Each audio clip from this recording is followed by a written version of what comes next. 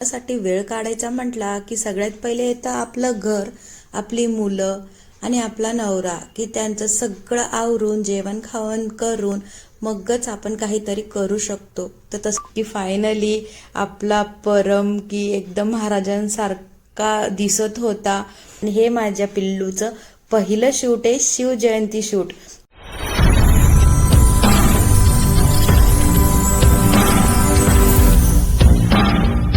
Good morning, नवा दिवस नवा ब्लॉग. चला, आजचा दिवस खूप सारा धावपळीचा आहे नेहमीप्रमाणे आणि खूप सारी कामं पण करायची आहे. आणि आज मला करायचं आहे शूट, जे की आहे शिवजयंतीचं. ते शूट करण्यासाठी खूप सारे दिवस माझं चाललेलं होतं की जाऊ जाऊ, पण काही ना काही प्रॉब्लेम येत होते, काही ना काही काम येत होतं आणि सगळं काही राहून जात होतं. तर मग आता वाजत आले घड्याळात 9, 9:15 वाजत आलेले. मी फ्रेश वगैरे झाली आहे, घरातली अर्धी कामं झाली, अर्धी कामं बाकी आहे. पण असं झाले की आता ऊन खूप पडायला लागलेलं आहे. त्यामुळे मी ठरवलं की पहिले बाहेरचं काम करून घेऊया, बाहेरचं शूट वगैरे करून घेऊया. त्यानंतर आलं की मग घर हे आवरताच येईल. म्हणून आता मी 9 वाजताच चालली आहे पार्लरमध्ये तयारी करायला. आणि हे व्हिडिओज आल्यापासून मला पार्लर वगैरे सगळं काही फ्रीच असतं आणि त्याच्यामुळे करायलाही छान वाटतं आणि त्यांनाही आवडतं माझ्यावर मेकअप करायला. त्यामुळे आता सगळे जेवढे काही शूट होतात तेव्हा तरी मी थोडेफार मेकअप हा करत असते. तर लाईट मेकअप आज करायचा आहे, कारण ऊन खूप असणार आहे. ऊन जर झालं तर मग चेहऱ्यावर सगळं घामाने मेकअप खराब होईल. त्यामुळे लवकरात लवकर जाऊन व्हिडिओज करायची. आणि सगळ्यात मेन म्हणजे आज परमला मला शिवाजी महाराज बनवायचा आहे. तर तो कसा दिसतो महाराजांच्या लुकमध्ये ते पण नक्की बघा. आणि आमचं शिवजयंती शूट कसं होतंय तेही असंच बघत राहा. चला, आता बडबड बंद करते आणि पहिले जाते पार्लरमध्ये.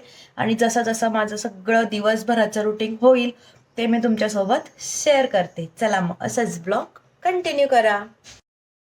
कसं असतं ना आपल्या गृहिणींचं, की आपल्याला स्वतःसाठी वेळ काढायचा म्हटला की सगळ्यात पहिले येतं आपलं घर, आपली मुलं आणि आपला नवरा, की त्यांचं सगळं आवरून जेवण खावण करून मगच आपण काहीतरी करू शकतो. तर तसंच माझं आज काही होतं.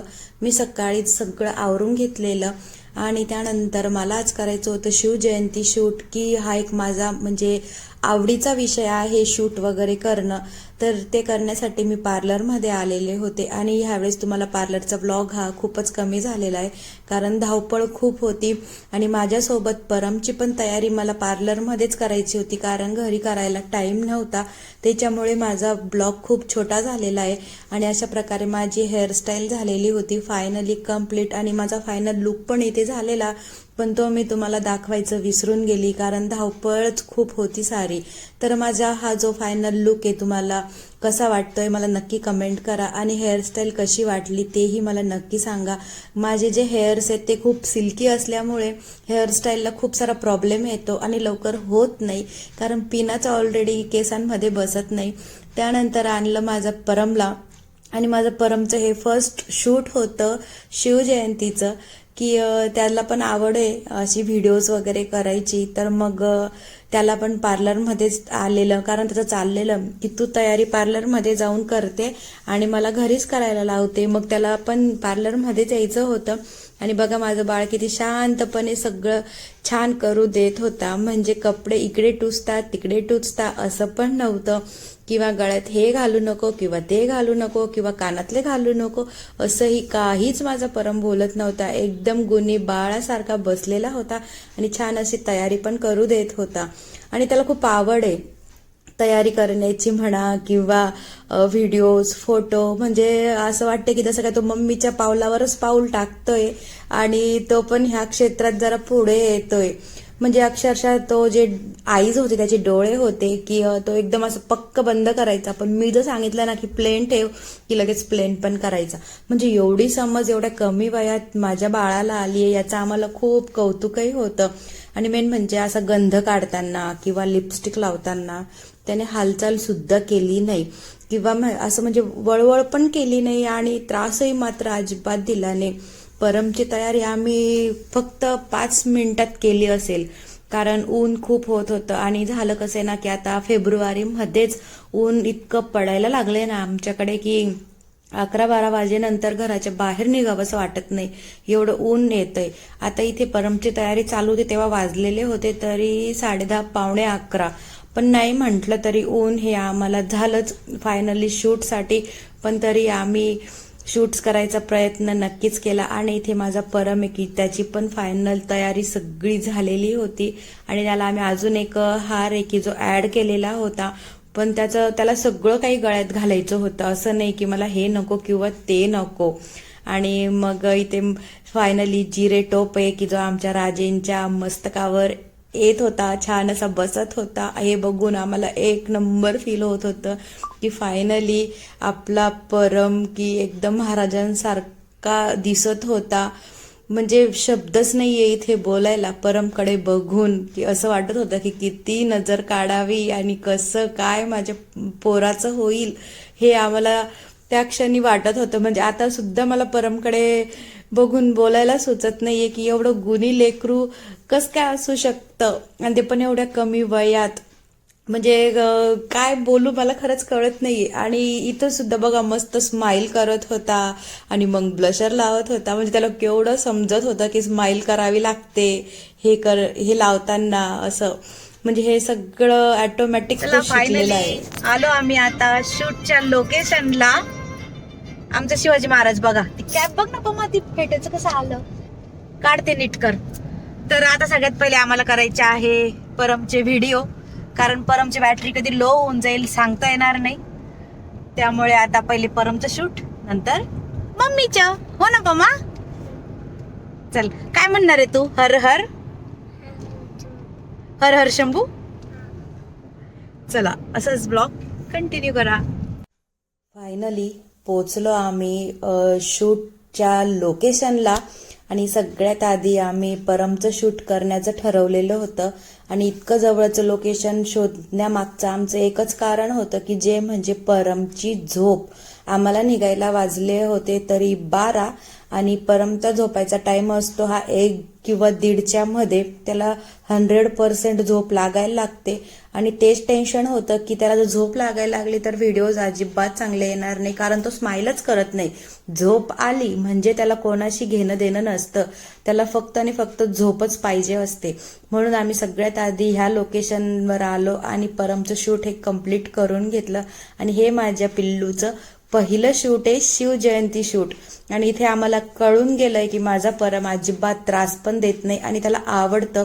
जशी पाहिजे तशी पोज तो व्हिडिओसाठी देत असतो. त्यामुळे ठरवलंय की इथून पुढचे काही जे शूट राहत असतील तर व्हिडिओजमध्ये मी परमला नक्कीच घेईल, जेणेकरून त्यालाही छान अशी प्रॅक्टिस होईल. आणि इथे झालं काय, हवा एवढी सुटत होती की त्या हवेला काही बोलावं खरंच काही कळत नव्हतं. आणि खूप सारं सगळंच उडत होतं हवेमुळे, केस वगैरे. आणि मग फायनली आम्ही आज दुसऱ्या शूटसाठी थांबलो. म्हणजे दुसरा शॉट आम्हाला इथे रेकॉर्ड करायचा होता. त्याच्यासाठी माझा परम बघा किती गुणाचं बाळ कसं बसलं होतं. आणि हे जे लोकेशन आहे हे एकदम जुनं मंदिर आहे. म्हणजे किती वर्षांपूर्वीचं मंदिर असेल सांगता येणार नाही, कारण याच्यावरचे दगड वगैरे खूप सारे पडलेले होते. आणि एवढ्या दगडांमधून चालून माझा परम शूट करत होता याचं आम्हाला म्हणजे खूप कौतुक वाटत होतं. एकीकडे माझा शिवा आहे की ज्याला खूप एन्जॉय होत होतं, त्याला ह्या गोष्टींमध्ये अजिबात इंटरेस्ट नाहीये. व्हिडिओमध्ये फोटोमध्ये त्याला इंटरेस्टच नाही, त्याला त्याचा इंटरेस्ट वेगळीकडेच असतो. आणि मग इथे जरा सावलीला बसलेले हे दोघं तिघं जण. पुन्हा आली परमचीच बारी, कारण परमला पुन्हा एक शॉट द्यायचा होता. तर परमला मी शिकवत होते की तलवार घ्यायची आणि कसं करायचं. आणि मी जसं परमला शिकवत असते ना की परम सेम तसंच करत असतं. हे म्हणजे एक नवलच आहे की असं नाही की त्याला खूप रिटेक द्यावे लागतात, एकाच रिटेकमध्ये त्याचं म्हणजे परफेक्ट शॉट हा येऊन जातो. आणि इथे बघा तलवार अशी काढायची होती आणि मस्त अशी दाखवायची होती. आणि ते शॉट त्याने एकदम छान दिलेला. आणि त्यानंतर थोडंसं असं चालत यायचं होतं, वॉक करायचं होतं, ते सुद्धा त्याने एकदम परफेक्टली केलं.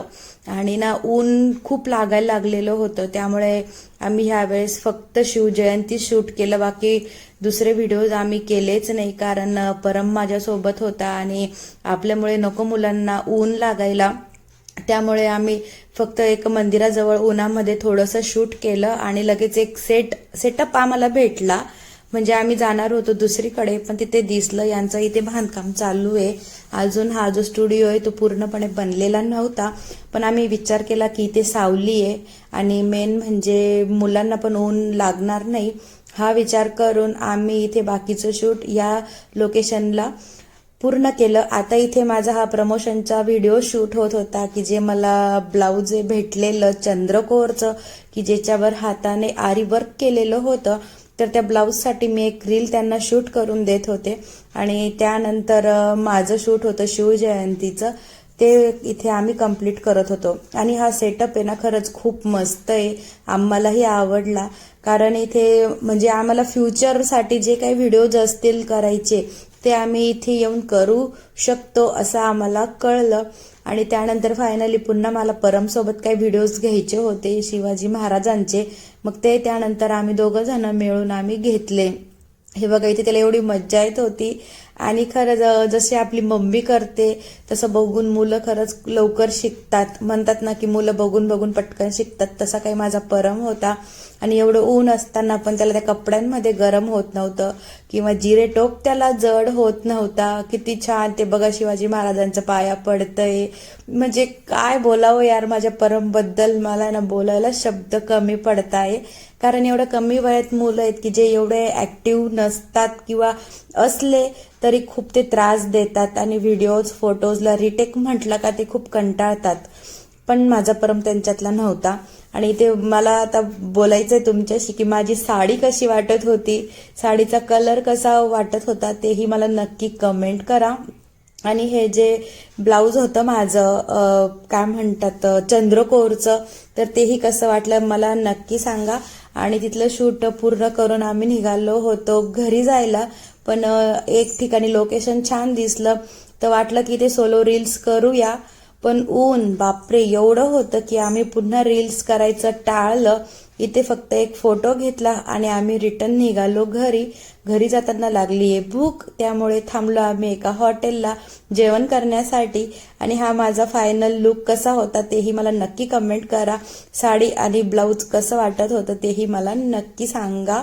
चला मग व्हिडिओ आवडला असेल तर एक लाईक करा, कमेंट करा, शेअर करा. आणि शिवजयंती शूटचे व्हिडिओ तुम्हाला लवकरच बघायला भेटतील. चला भेटूया नेक्स्ट व्लॉगला, तोपर्यंत बाय.